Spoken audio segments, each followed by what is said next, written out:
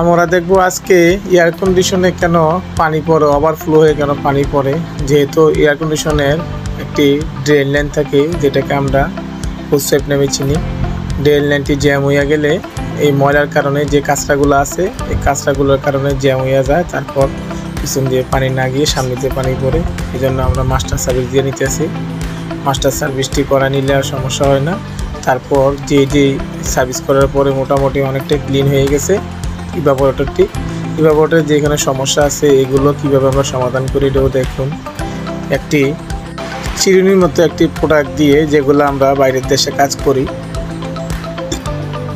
তার মাধ্যমে আমরা অ্যালুমিনিয়াম যে চেম্বারগুলোর মধ্যে যে অ্যালুমিনিয়ামের যে পাতগুলো আছে ইভাপোরেটরের মধ্যে, পাতগুলোকে আমরা সমান করে নিই। কারণ হচ্ছে অ্যালুমিনিয়ামের যে পাতগুলো আছে এগুলো খুবই সফট থাকে, নরম থাকে।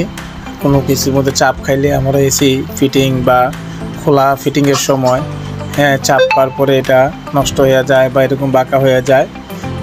এই জন্য আমরা এর মাধ্যমে কমপ্লিট করে নিতেছি। এইরকম আরও ভিডিও পেতে আমার চ্যানেলটিকে সাবস্ক্রাইব করুন।